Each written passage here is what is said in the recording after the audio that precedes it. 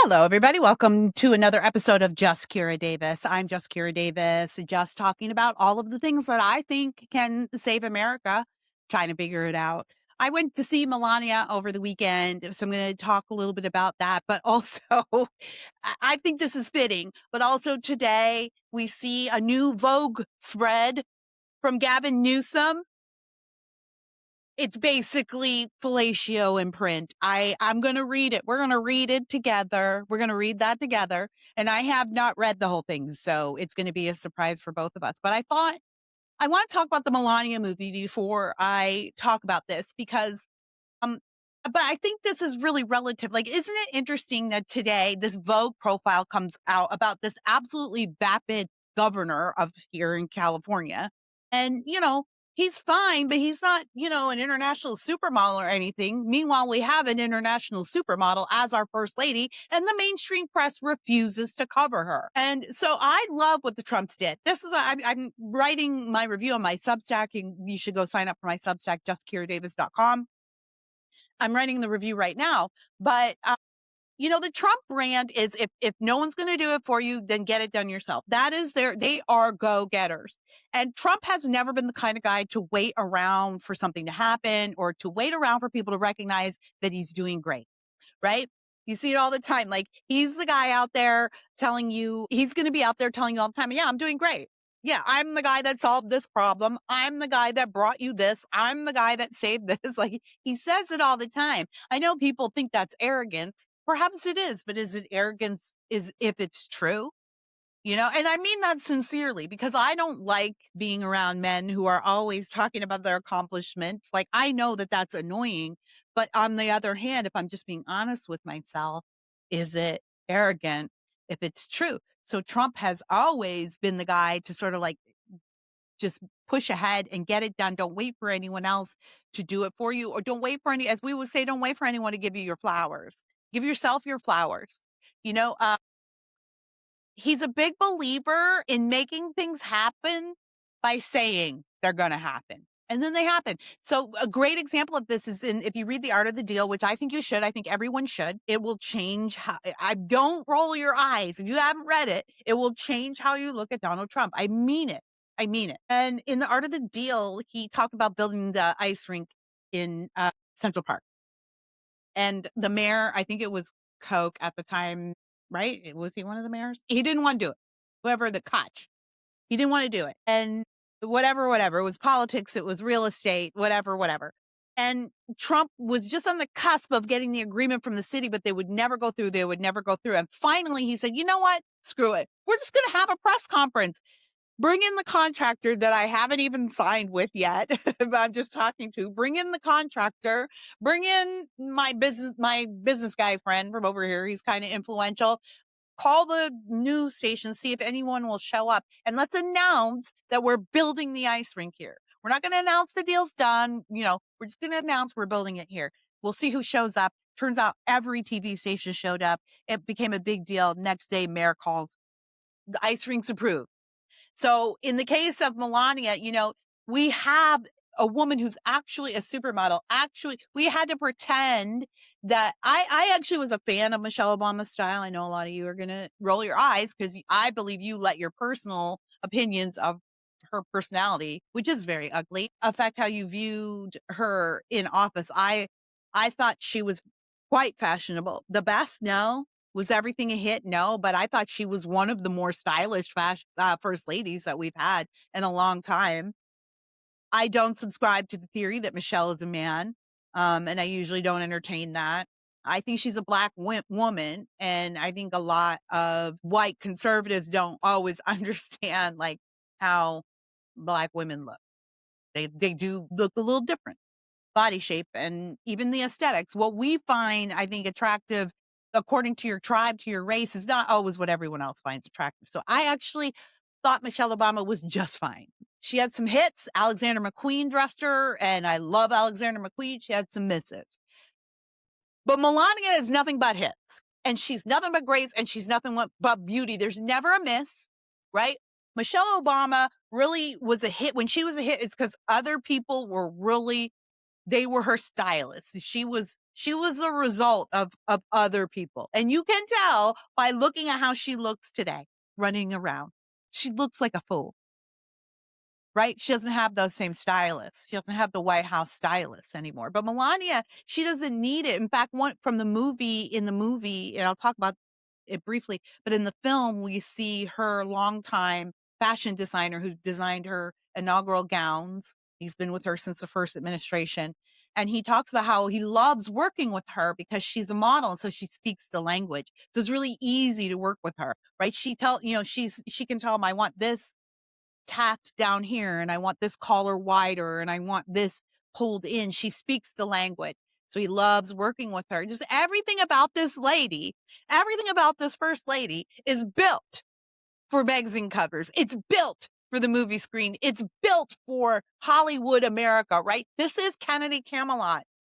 I know Trump doesn't necessarily himself, no offense, sir, but he doesn't necessarily fit the figure of the John F. Kennedy, handsome, strapping, red-blooded American male, but his wife certainly does, even if she speaks with that very non-American accent.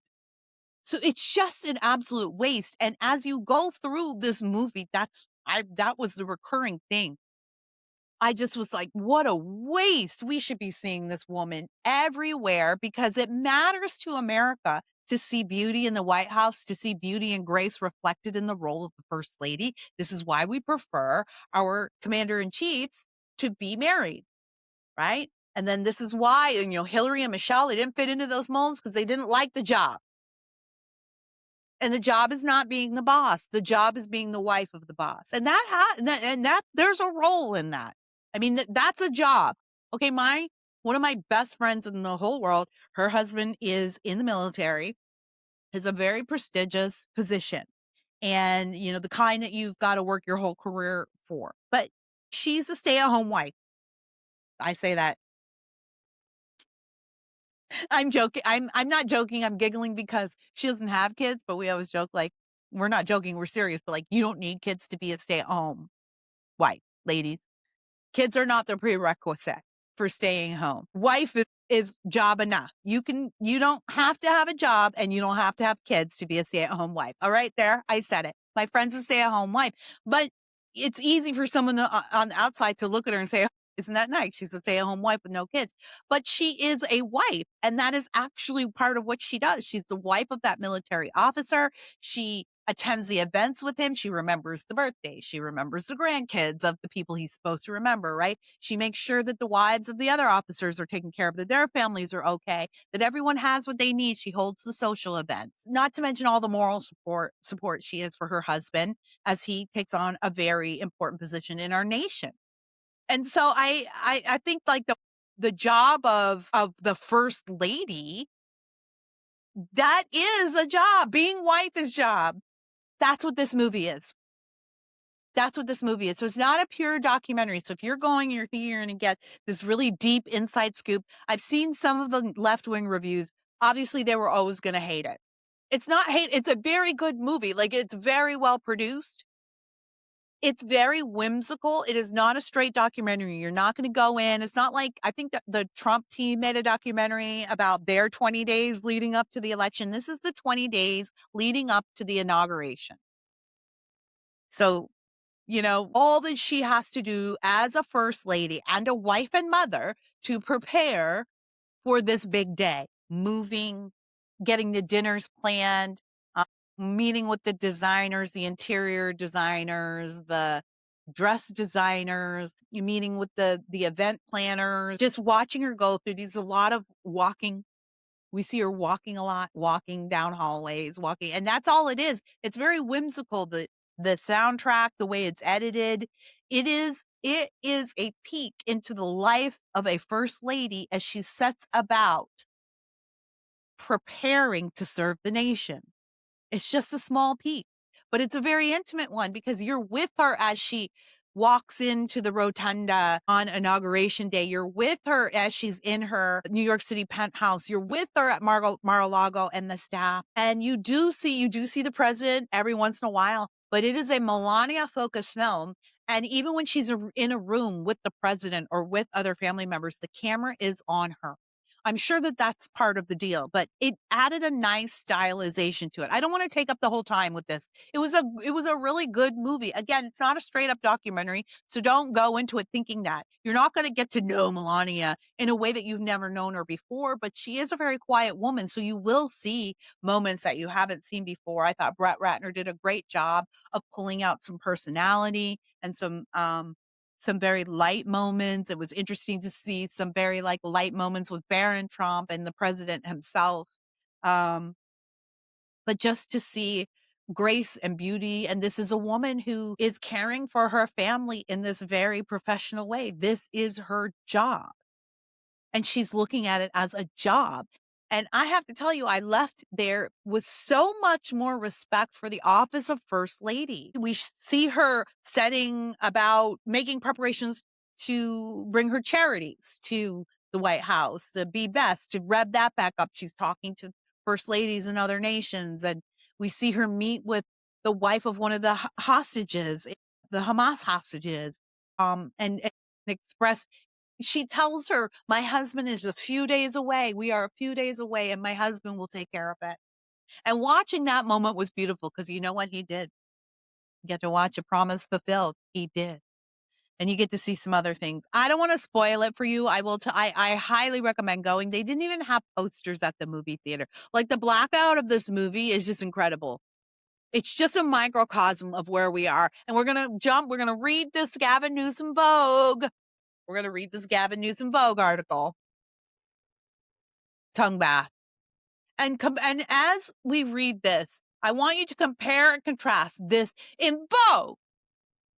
The governor of California, that greasy-haired slime ball, has a cover on the nation's fashion magazine, and the supermodel in the White House does not. Oh, did she do her Vogue spread? Was that her business suit Vogue spread that she did? They finally acquiesced on, they closed with that, right? That badass photo shoot. And again, this woman is a professional. She knows how to pose. She knows how her clothes are supposed to look. Just chef's kiss. Beautiful. Beautiful. But what do we get? We get treated to Gavin Newsom on the cover of Vogue. But I'm going to read this because I have to know what people are saying. Anyways, my review of Melania, I would give it, I say 8 out of 10 stars. I'm only giving it an 8. Mr. Trump, President Trump, the only reason I'm giving it an 8, sir, is just because I think it was about 10 minutes too long. I felt like it could have been a tight 90. A tight 90. We could have clipped some of the walking scenes. And by the way, don't change anything. I love seeing just Melania walking from location to location, but it's almost like you get to see what she sees. The left is complaining about that. It's just vapid. It's just walking. No, you're seeing it's whimsical. That's the whole point. You're seeing it from her point of view. You're just walking. And in the end, there's a cute moment where the day that, it was a 22-hour day, inauguration day was, and it concluded with this tour of the rotunda. She had to spend all this time in heels. And by the end of the night, you can tell she is struggling, but she still looks amazing. But it was nice to see that like little human moment. Girl, I feel you. All right, who's ready to see what I had to do this on my phone, right? Because there was a paywall. Go to my phone here. Oh, here we go. All right. Oh, yes, I should have known. The cover photo is by Annie Leibovitz, and the author is Maya Singer. Let's see what Maya Singer has to say. The headline, Gavin Newsom is setting his own rules. No, already I hate this. No, he's not setting any rules for himself. It's the same old rules he's been living under forever. Rules for thee, not for me, okay? His own rules are the same rules that all the elitists follow, which is you stay inside, don't go to the beach. We'll arrest you if you go surfing during a pandemic. I'll go to my $10,000 a night, $10,000 a plate dinner at the French Laundry. Those are his rules. All right. We're off to it. I haven't even got past the headline yet. This is how it starts. I promise you, I'm not making it up. This is the first line. You ready? let's get this out of the way. He's embarrassingly handsome.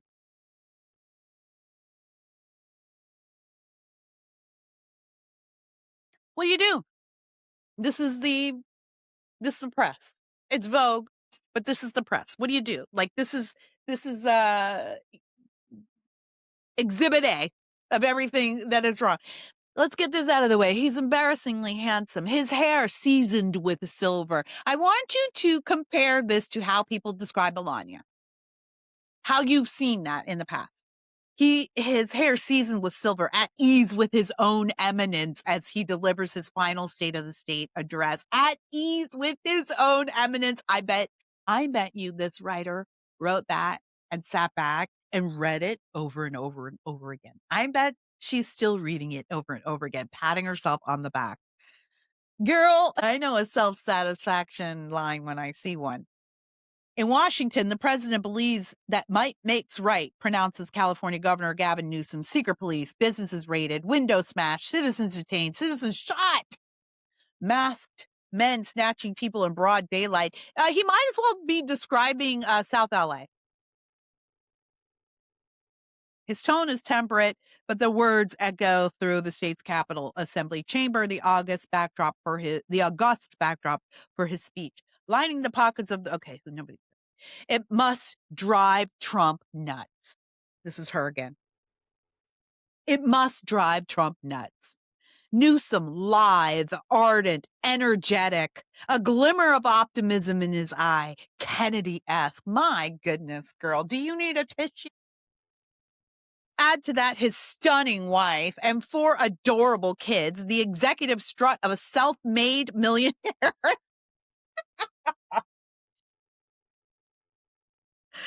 She called him a self-made millionaire. Nancy Pelosi's play nephew. Her pretend nephew is a self-made millionaire. Okay.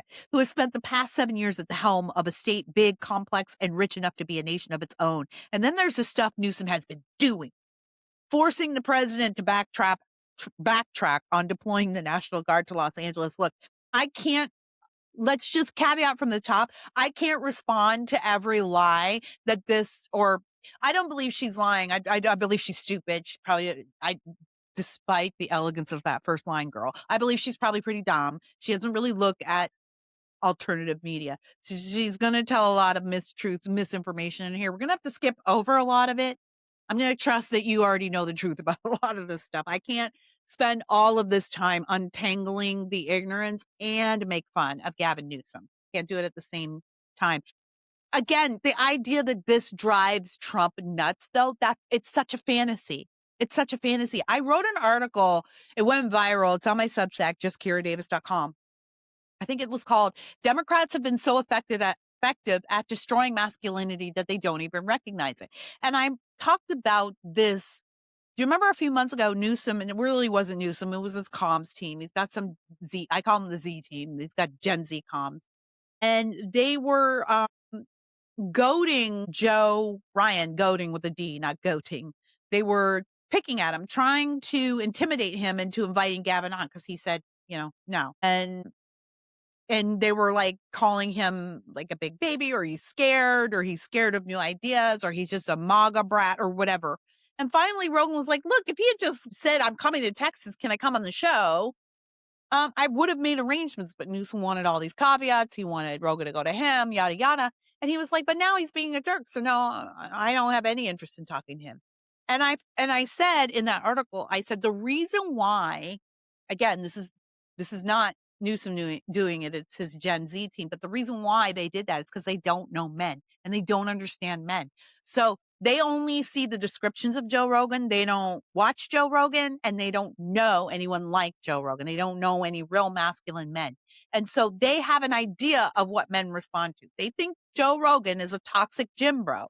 And what do toxic gym bros respond to? Well, they don't like their egos being bruised. They don't like being challenged. So if Gavin just challenges him, that's going to speak Rogan's language. And it's like, it's the most idiot interpretation of what the male ego is and how males relate to each other. But it's because it came from his Gen Z comms team and they don't understand men. So this person who wrote this might be Gen Z, might be millennial. either or. I'm going to guess Gen Z. This person who wrote this is at least young enough and dumb enough to not understand men. She believes that Trump is jealous of Gavin Newsom because he's handsome. Trump's the leader of the free world, one of the richest men in the world, and he's married to a supermodel. What does Gavin have that Trump would want to exchange his life for? Gavin's got a gorgeous wife, Jennifer Newsom, Siebel Newsom. I guess she's hyphenated or whatever. I guess you keep your hyphenate after you prostitute yourself for, I'm using prostitute in air quotes. I'm not suggesting she ever got paid for anything, but she definitely has some shady connections to Harvey Weinstein. So I guess to maintain some sense of dignity as a woman who allowed Harvey Weinstein to use her, I guess you hyphenate. She is a beautiful woman. She's suffered a lot, long suffering too. And I think I get the sense she's kind of hanging on because, man, she's been through it. And so she's like, I'm going to get to that White House. News for you, Jen. You're not getting to the White House. So, yeah. And Trump has 6 kids, right? I don't think this is literally nothing that Gavin Newsom has that Trump needs or wants. But this writer, in her mind, she doesn't see Trump. She can't see Trump as the leader of the free world and one of the richest men in the world.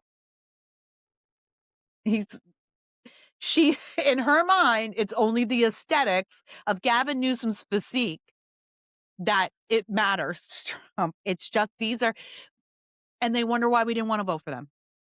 These are the people who are telling us that they deserve to be in charge. I'm never going to get through this. Let's go. Blah, blah, blah. And then there's stuff he's doing. Prop 50. She mentions the press account. There's a photo that does the online rounds now, and then a shot of the governor on the tarmac of LAX aiming his finger at the president's chest. Bouncer body language, like, hey, buddy, not so fast. Again, it's so weird that they view it like that. Again, that's such a Gen Z lens. I don't know any adult, really, who's not like a Gen Z sycophant, because for some reason, like a lot of the lefties in my generation feel like they're supposed to kowtow to those kids. Any adult looks at that and thinks, yes, this is a position of strength. It's not. Also, because they weren't watching the newscast that day because they don't watch the news. They were probably at a bar watching the coverage of the fires that day. But the prior 20 minutes, Trump had made him wait outside of his airplane, standing like a little boy. That's a picture that makes the rounds too. But they live in a fantasy world, so that's what it looked like to them. It seems at times this past year that the only thing standing athwart Donald Trump's will to power is Gavin Newsom. They make good foils. This is such fantasy. Trump is not worrying 2 wits about Gavin Newsom. Gavin Newsom has not changed one thing about what Trump does to run America. Both are masters of modern media. No, they're not. Both in their own way know how to star in the politics show. Okay, this is the point where I say to myself, this writer received some kind of kickbacks for this. Access or payment or a free trip to Gavin's winery. This writer, I'm going to suggest that this writer received some kind of return, maybe from Anna Wintour herself, right?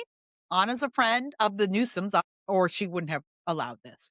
She's a friend of the Newsoms because this reads like a campaign piece. This is to launch him. This is launching his campaign.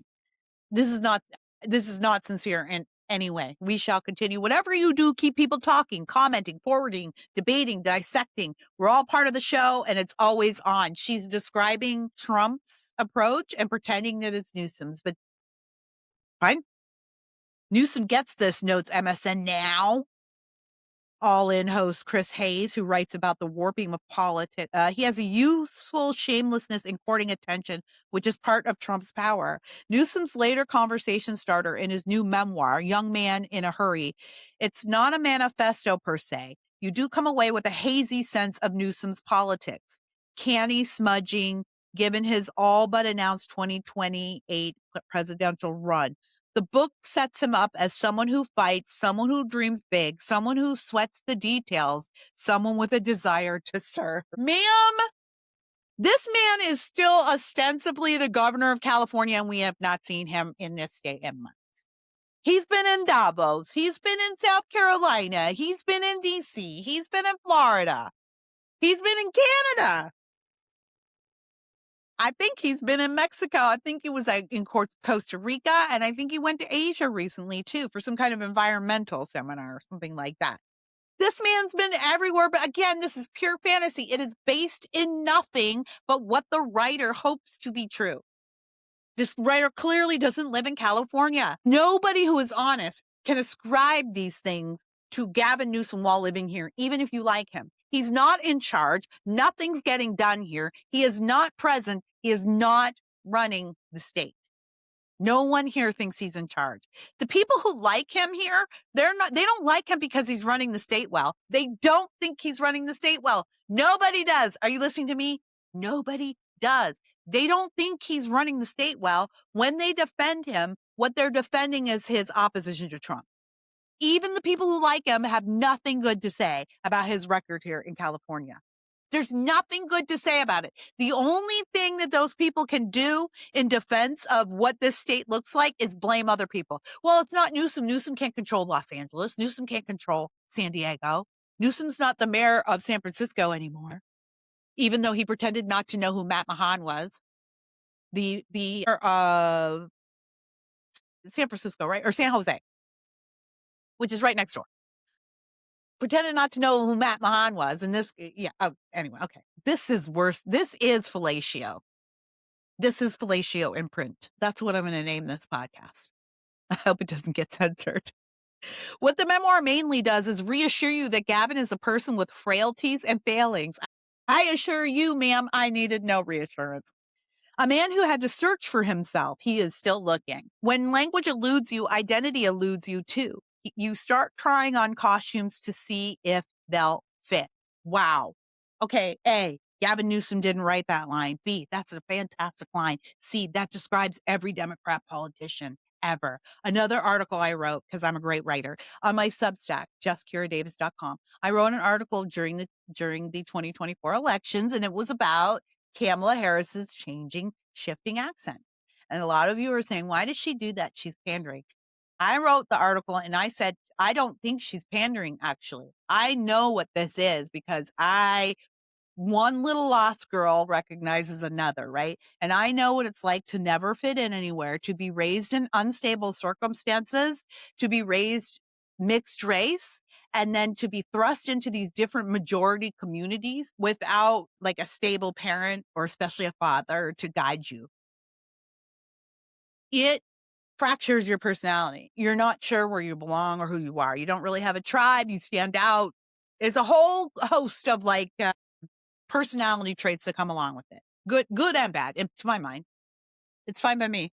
But what it does is then you have to be a chameleon because human biology forces us to fit in with something. We have to have a tribe. We've got to fit in. That's why the white elephant gets, shunned, or the white tiger, the rare white tiger that gets born, they shun it, the herd pushes it out. They're a danger because they can be easily spotted. So you learn to become adept, not at just being a chameleon so you can fit in better, but you learn how to speak the language of other people. You do not want to present as a danger. Now, that's not what a little brown girl looks like coming along, at 5 years old to people. But biologically speaking, that's what it does to the tribe, right? The tribe recognizes someone who looks different as a danger. And then there's other ways to then bring that person into the tribe. So you develop this skill set as a child growing up. You learn how to fit in to every situation. You learn how to mirror. And there's a lot of times when you meet someone, you're like, wow, I really felt like that person, we had so much in common. She spoke to me. And a lot of times those people, what you're seeing is yourself, because those people know they don't do it on purpose. It's just a skill. And I think it's a good one. But they're mirroring you. And that's what Kamala does. She's just mirroring. I don't think she's being deceptive or intentionally pandering. I really don't. I really, really don't. I just think it comes naturally because she has learned how to speak the language of each crowd that she's in because she doesn't know who she is, right? I had to learn who I was. And you know how I did that? Jesus, right? So there's no better identifying marker than the marker of Christ, than the cross. So that's where I found who I was, but she hasn't yet had that privilege. And I don't think Gavin has had that privilege. So waxing poetic about that one line in the book, sorry, but I think that was a beautiful line and it's a great story of Democrats. That's exactly who they are. A lot of them feel so strange, like even when they seem nice, there's something a bit off-putting. And it's that mirroring quality that a lot of them have. A lot of them haven't found themselves in that way. That's why they've gone into politics, because you actually don't have to be a real person in politics if you don't want to. You can just reflect the people who are voting for you.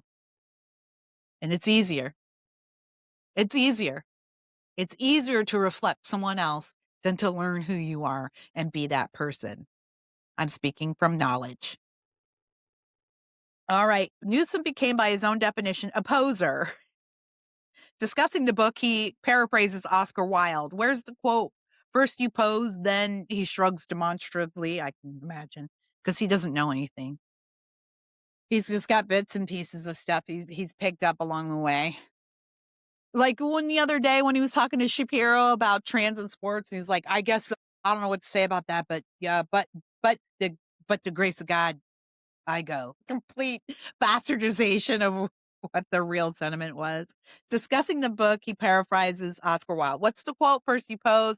Who knows? As in, who knows where you'll go once you've peered behind your own mask, which in writing his book, Newsom says is what he set out to do. The process itself, it allowed me to shed a lot of that layer, he notes, and let some things go. Like when my mother told me it's okay to be average. I had so much resentment, so much hate. Oh, this is insightful. I want you to think about what I'm about to read about his words. And I want you to understand that nobody leaves these things behind unless they have had a spiritual conversion. Nobody leaves them behind. Nobody leaves them behind. Even if you have, these things still become part of your human nature, but it's through the power of Christ that you tame those things, and then they come, as the Bible tells us, all things work together for his glory. So then God allows those things to work together for his glory. But I just want you to keep in mind that this man is not healed. So what he's telling you from his childhood, you can apply it to today. The process itself like when my mother told me it's okay to be average, I had so much resentment, so much hatred. And frankly, I was feeling that even during writing. He hates you. And then I began to understand she was trying to let me know, Gavin, it's okay to be you. No, that's not what she was saying. And that's not what he heard. That's BS right there, calling it out. I can read between these lines. I'm old enough. That's not what she was saying. And the reason why he had resentment is because what she was telling him was he was average. She was telling him he was average. He just admitted, my mother told me I was average. And you know what, folks? I would never say that to my kids. You know what I've always told my kids? You don't have to be a star student. I've always told my kids it's perfectly okay to be a C student. I've never told my kids it's okay to be average. I only see my kids as above average. My children are beyond average. My kids are very unique. I think they're the most talented, unique, and special people in the world. As you do yours, I hope, right? And we're both right. But Gavin's mom, she wasn't right. She was wrong because she looked at her son and said, son, you're just average. Be average. Why is he so hateful and resentful? Why was when he looked like he was going to get recalled before the rest of the mail-in ballots came in? Why was he out there in a pair of blue jeans looking all awkward, cleaning out a homeless encampment, throwing things around like he was mad at the world? Because he was hearing his mother's voice in his head going, you're just average, Gavin. And you're not going to make it out of this because you're just average. That's a revelation. I might have to go read this book. He is not healed from that, people. This is a man who still thinks that the world sees him as average and is determined to prove them wrong.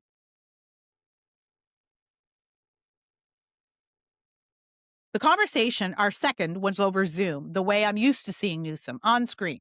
The first time we met, we were in his office in Sacramento, and I was asking for the why driving his political ambitions. The Democrats look out for the little guy, for the folks that are just trying to make ends meet, not the elite, the well-heeled, or the well-connected. Sure, that's exactly what we litigated in the 2024 elections, Gavin.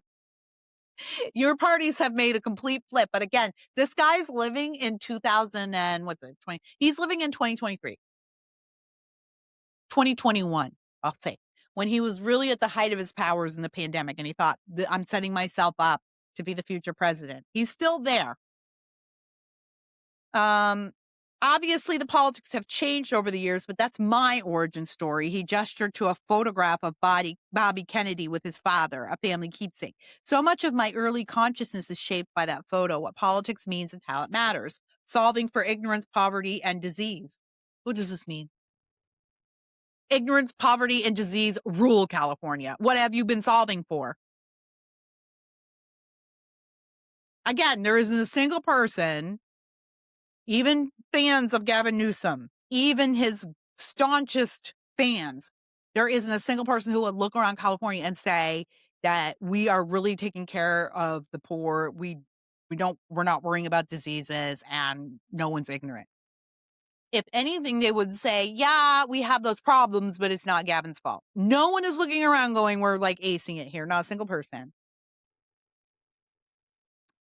As he spoke late summer, the late summer sun slanted through the windows, bathing Newsom in an oh so California magic hour glow. Did he at least buy you dinner first, girl? Wow.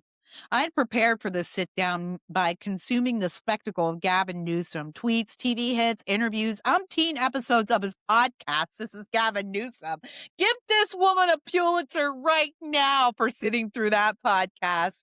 Honey, you are in rarefied air. I don't know many people who can say that. Not even his so-called fans. And was having a hard time taking in the man. Okay.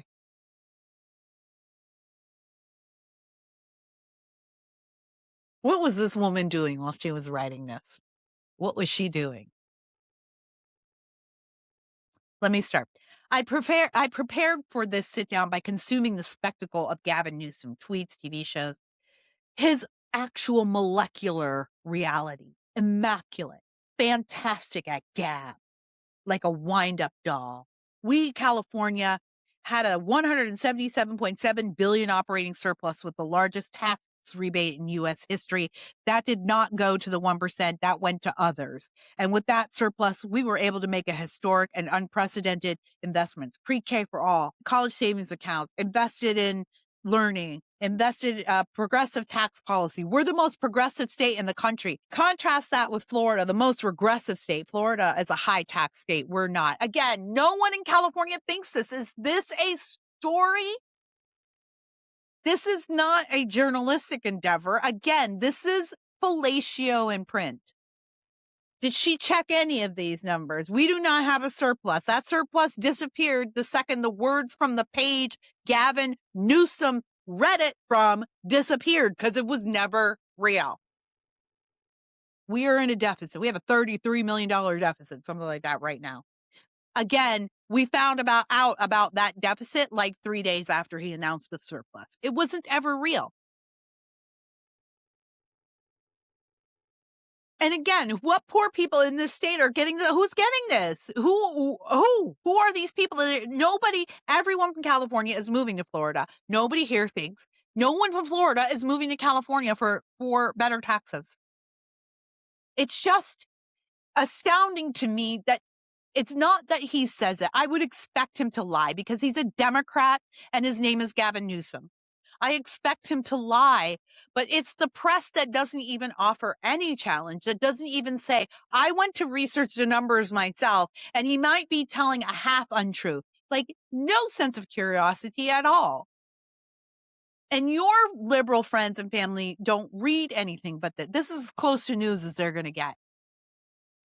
So now you understand why they're all idiots too. Newsom's lanky frame was folded onto a sofa, a bit too low slung for him. This made him lean back, away from me. Or it could be that his body language had nothing to do with the ergonomics and is a function of Newsom's quality of being at once gregarious and aloof. Again, this woman doesn't have a daddy. This woman doesn't have a daddy. I'm going to look her up. Like Maya Singer, what's her name? I bet you $10,000 she don't have a daddy. I bet her parents are divorced. I bet you she hates her dad. No grown woman who is of any, like, possesses any, like, even the smallest modicum of maturity, I guess I'll say that, maturity, would look at Gavin Newsom's body language and see someone who is aloof. What did she say? Gregarious and aloof.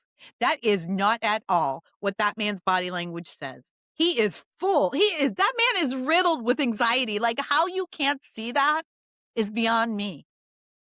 Again, I hearken back to my viral article about Democrats and masculinity. They've been so effective at destroying it, they don't recognize it when they see it.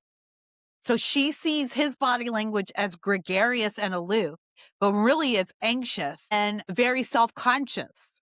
And a gregarious and aloof man, you know what a gregarious and aloof man acts like? Donald Trump, right? Donald Trump. Watch how he sits. And it's not uncareful. You know what I mean? He's deliberate in how he poses, sets himself, how he sits, where he even puts his glass of water. But he is relaxed and somewhat aloof. And Gavin, that pointing picture, to me, that's a signal of the daddy issues of America. The way that liberals and progressives frame that photo, to me, it's a sign of the daddy issues of America. Because, and I'm saying this as someone with daddy issues, right? But God, hallelujah. Thank you, Jesus, but God. So it takes one to know one is what I'm saying. And this is a sign of America's daddy issue, that they don't know what daddy looks like, right? They don't know what a real man in charge looks like. They think Newsom, on standing alone on that tarmac and pointing to the president of the United States, who is standing there like he always does, motionless, right? The people who are in charge don't make a lot of movements. And Newsom's always doing this. You want to see the difference between a leader and a follower? Watch how much Trump moves when he talks, and watch how much Newsom moves when he talks. Okay?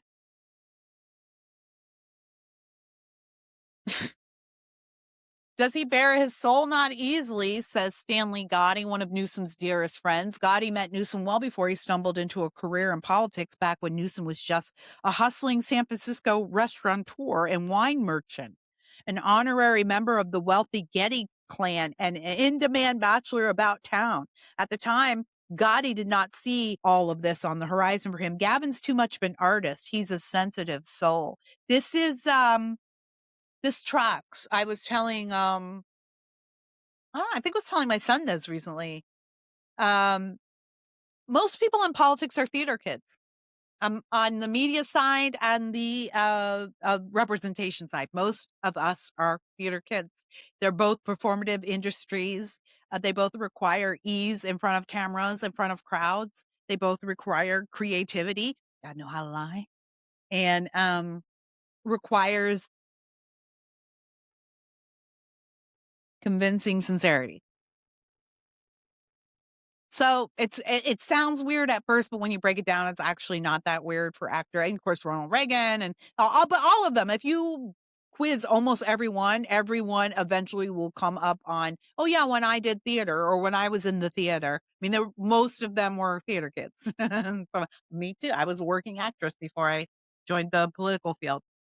So that doesn't surprise me. I do believe he is very artistic, and I do believe he's very sensitive, because you can see that he is riddled with insecurity. You can see it. He's riddled, and he's trying to be self-effacing. You can see out there he's trying to be, Trump will take little digs at himself, and because all Newsom can do is imitate. He has no originality. So he's trying to do the same for himself, and you can tell he's deeply uncomfortable with it. And now I know why. Because his mom told him he was just average. And that's the image of himself he's been working against his whole life. Just average Gavin. So he can't make fun of himself. He doesn't have that good of a sense of humor. This was not the first time I heard about Newsom's artistic temperament. One of his staffers mentioned it to me in the context of getting into his schedule, a maddening process describing the governor's approach to his agenda as jazzy. Wow. So this writer bragged about the governor running a state that actually is the size of a small nation, but he's got a jazzy schedule.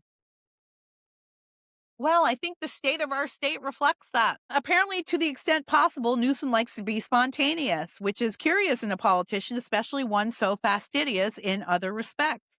All his bold plans are what fastidious? How? All his bold plans are tracked in an accountability matrix binder he keeps at hand. Every day starts with lemon water.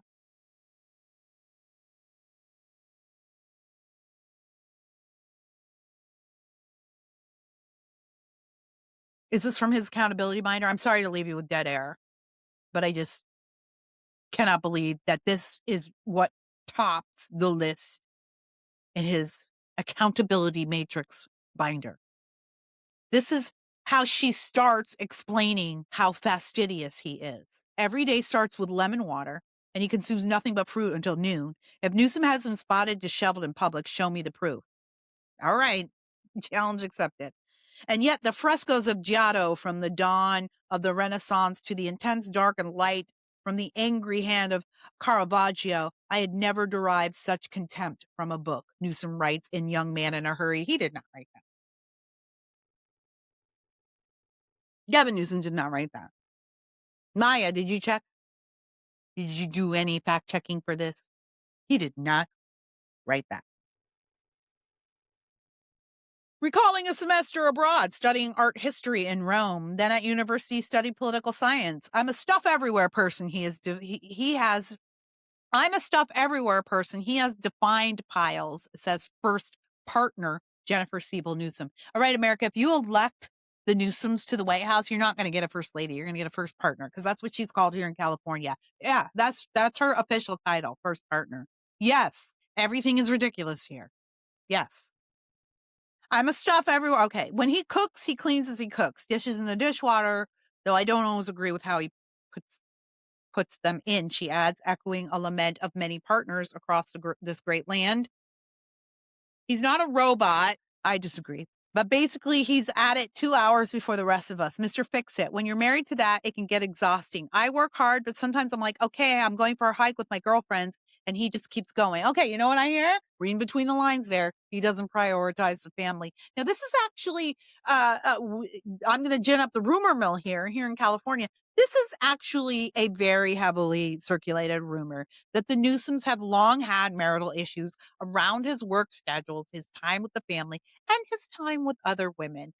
So taking all that into account, knowing that they have, and as a matter of fact, there was a rumor that they had separated actually during COVID. And I think I believe it, because there was a very odd picture of Jennifer Siebel Newsom at one point where they hadn't been seen together a while. These rumors were swirling, and it was during the fires, and Newsom was out and about doing whatever. I guess he was his fastidious schedule, whatever he was doing there. And somebody posted a picture of Jennifer Newsom on Rodeo Drive with her bodyguard walking into the Gucci store, which was very distasteful in the middle of this wildfire crisis. I think it was a picture from an earlier date, though. It wasn't from that day. But still, it was her camp that leaked it. And it made me think, like, why is she leaking that? Because clearly that came from her camp. Why would she put it out there? My suspicion is that it was a message to her husband. Something in that picture meant something to them. Maybe the bodyguard, maybe the store, maybe the day. I don't know. But something in that picture was a message to her husband. I think the only reason Jennifer Newsom stays around is because she's really hoping that they're going to get to the White House. Again, Jennifer, I don't think you're ever going to get there.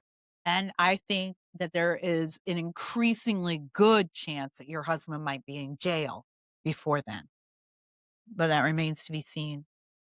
It's a need to take care of people, Siebel Newsom goes on. He was raised by a single mom who hold down 2 or 3 jobs, and he had to be the man of the house in a way. She says, in a way. And that's how she said, he had to be a man of the house in a way. And his environmental activist judge father, he indoctrinated, again, her words, he indoctrinated Gavin with a sense of justice and fairness. And so he'll take everything on. I remind you, I remind him, you don't always have to be the savior.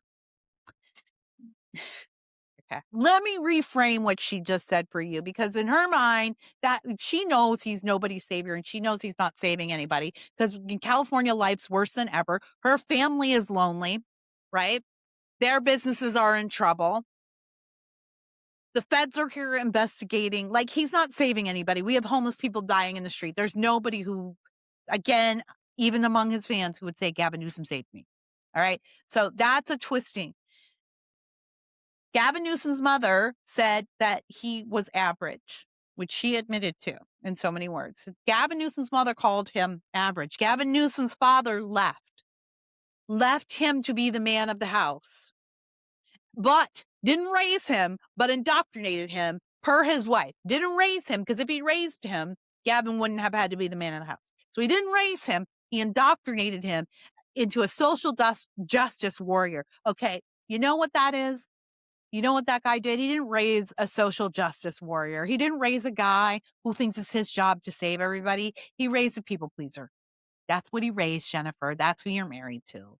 Gavin's a people pleaser. That's why he's a Getty, part of the Getty family. That's how he has ingratiated himself to the Pelosi's all these years. He's a people pleaser. That's why he's had so many problems with women, because he's not a man in charge, right? He's not alpha in the relationship. You know this, Jennifer. We both know this because we have mutuals. He's not the alpha, right? So he's a people pleaser with a daddy wound and a mama knife stuck in his heart. And that's how he runs California. Newsom's yin yang person, but you keep, imagining he's a savior, but we both know, girl. We both know. Let me take off the glare here. Look you right in your eye, Jennifer. We both know about your husband, don't we? We have mutuals, and we both know. Newsom's yin-yang personality carries on a legacy. On his mother's side, a line of troubled souls and eccentrics. Ooh, imagine that. I'd read a whole book about his socialist avant-garde actress grandmother, stage name Trigger Addis. On his father's side, the Newsoms go all the way back in California politics. Newsom's grandfather, William Newsom, helped. Isn't this interesting? This is how this book, I have to, we're up in an hour here, and I've got to push forward. There's so much here. It's interesting how Newsom is trying to frame himself as a poor little boy. I guess he thinks that's how he's going to run against Trump's rich guy. But he's just been connected his whole life, just like everybody else who is at the, on the elite stage in California politics. Incredible.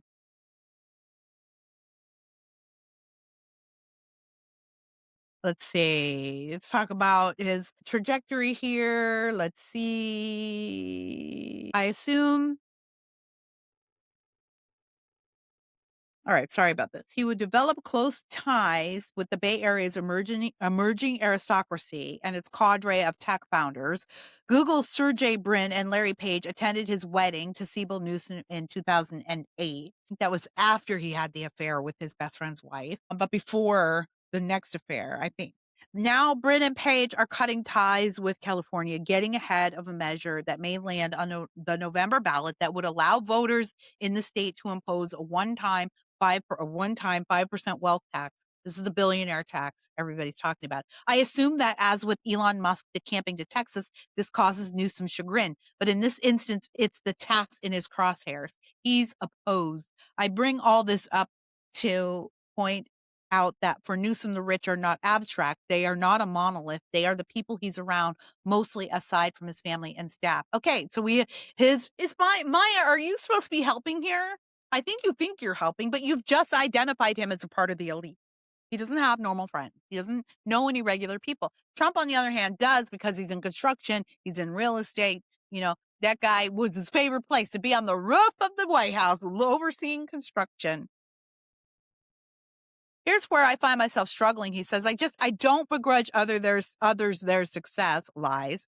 Other good people do. And I feel my party is not as pro-aspirational as it once was.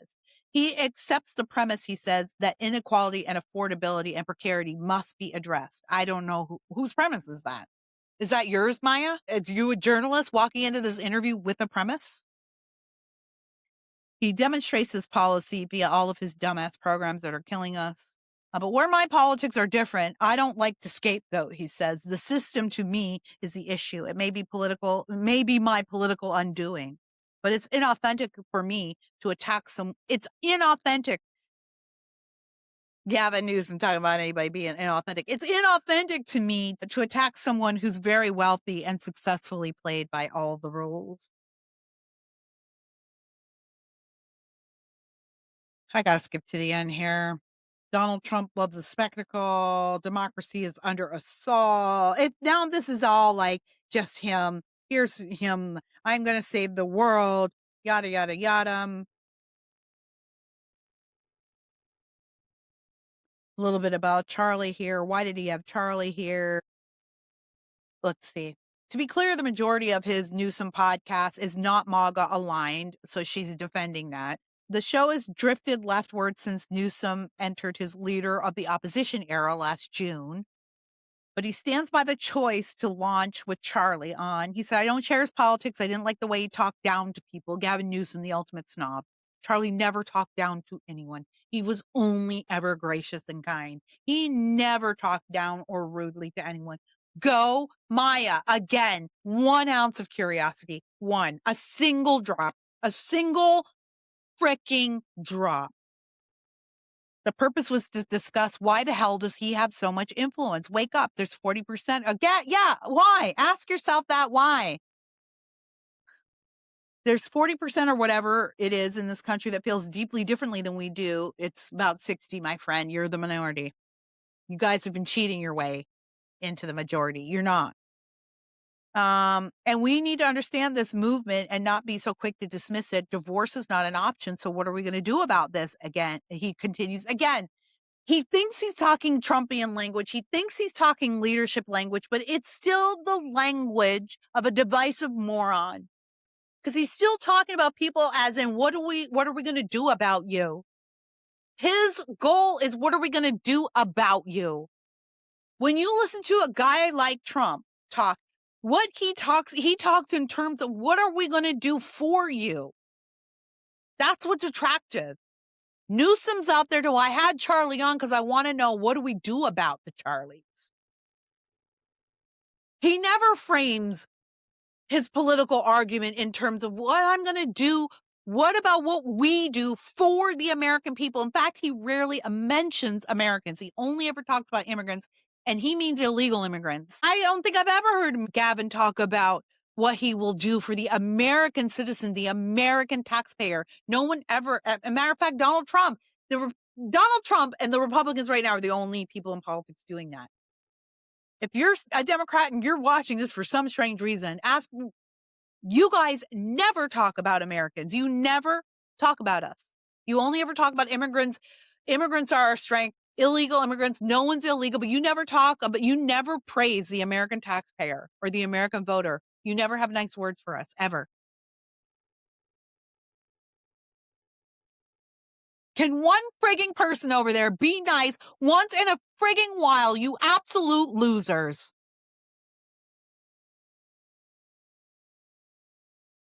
I gotta finish. I can't, this is so long. Holy cow. I mean, I know it's a Vogue profile, so it's gotta be long, but how much did they pay for this? I'll read the last paragraph.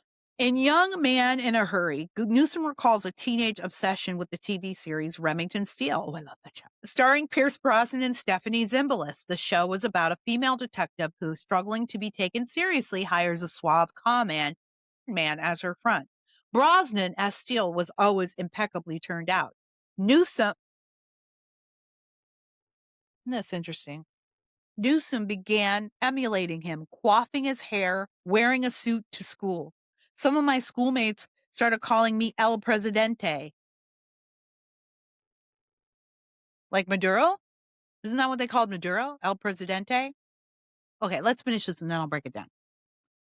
The account is funny. It also struck me reading Gavin Newsom is still that guy, but he's the Zimbalist character too, the one who dreamed up the showman in the first place and the one who's doing the work. Poor little Maya. She's so close. Almost there, but not really.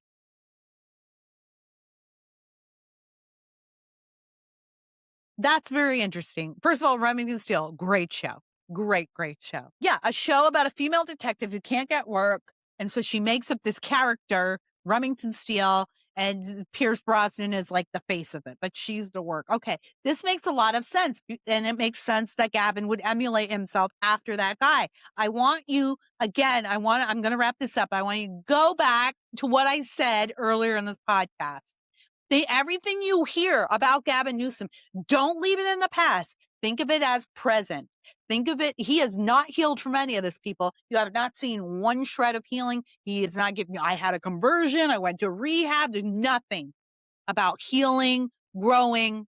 He's still this person. Okay. So you can still apply all of this to present day Gavin Newsom. He's telling on himself and he's telling you he's fake. He's not real. He's an empty suit. He is a made up character that somebody else put in front to sell the work. And as for poor little Maya, who thinks that he's also the Stephanie Zimbalist character who's doing the work, he is not. That would be the Nancy Pelosi's behind him. You didn't spend much time with him. The reason why his schedule is like that, my friend, is because he doesn't work. He doesn't know how to work. He knows how to be jittery and do interviews. He barely knows how to do that. That's why he doesn't do unfriendly interviews, because he can't, he can't conduct himself. But this is who he is. He's a fake. He said it himself, a Hollywood character, a made up person. And what was his nickname in school? The same thing we called a drug lord authoritarian that we just took down in Venezuela. This guy is the very definition of an empty suit. And the second he hits that primary stage, and he's going to have to go up against all these other Democrats, including Kamala Harris. Why? He's going to melt because he's never had any pushback. He's going to melt. He's going to look as silly as he did in Davos. But I want you to know what's happening here, because I think in some respects, the cringeworthiness of his world stage performance is meaningless to him. It doesn't, I think it does affect him. I think he hears everything. He doesn't like being made fun of. He doesn't like it when we make fun of his hair. He doesn't like it when we make fun of his face or how, like, his lanky body or whatever. He doesn't like it. It actually does hurt his feelings. It makes him feel very insecure. I don't know where I was going with that. I forgot. I started tickling myself with like how much he doesn't like it when we make fun of him. He is not a secure man. And he's not going to be able to face that pushback. So, I know where I was going with this. He sees all that. He doesn't like it. He is out there. You've probably seen it. He is out there talking out of two sides of his mouth. So he'll tell Charlie Kirk one thing, and he'll tell the left something else. This is why he's doing it. And frankly, it's why the media is reporting lies too, because they know they are not reporting information. They are not acting as information connoisseurs whatsoever. And neither is Gavin Newsom.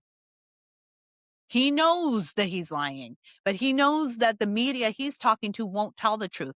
So he doesn't have to either. They won't fact check it, and neither will their viewers. They can totally tell whatever story they want. We are now officially siloed.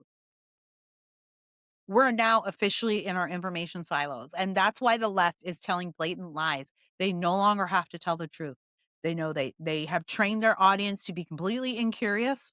They have nothing but liars and cheats and whores, for lack of a better term, whores, prostitutes, people who are paid for their thought, paid for their information on mainstream media.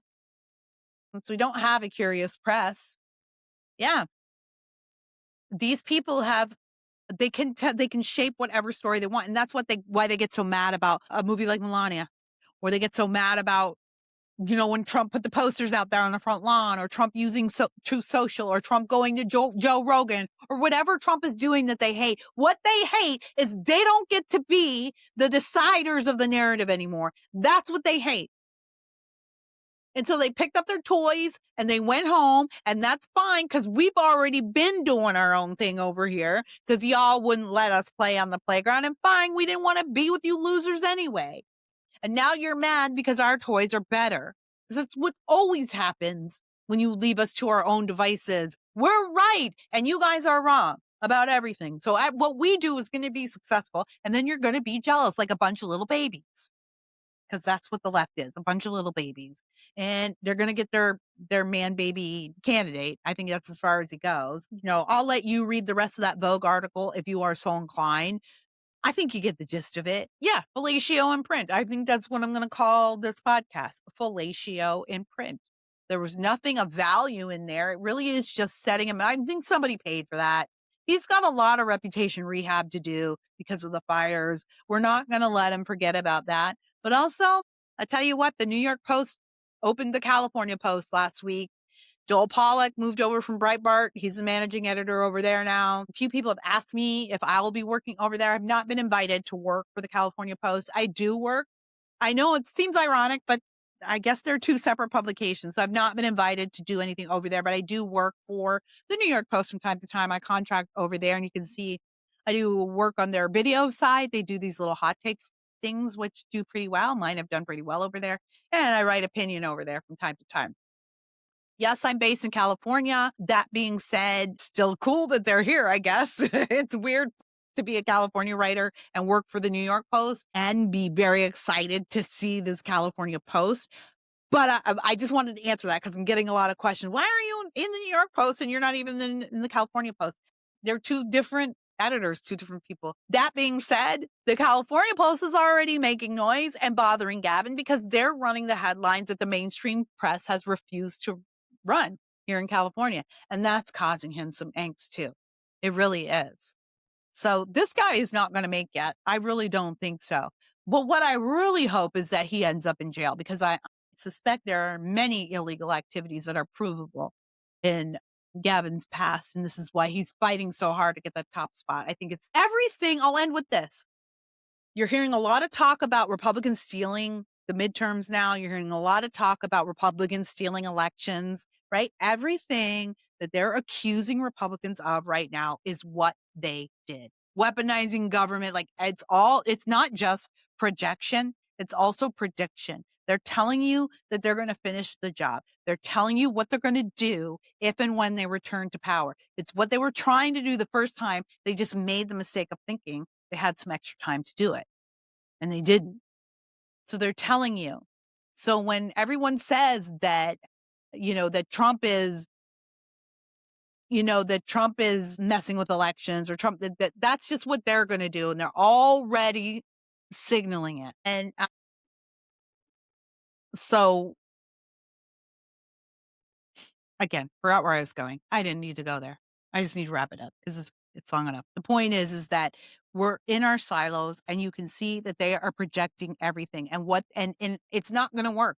And I think whatever losses we take, I'm going to make this prediction. It's not going to work because imitation doesn't work and the enemy cannot create. It can only imitate. And Gavin Newsom is the perfect political example of that. He cannot make anything of his own. He cannot produce anything. He cannot lead anything. He cannot solve anything and never has. He can't do anything.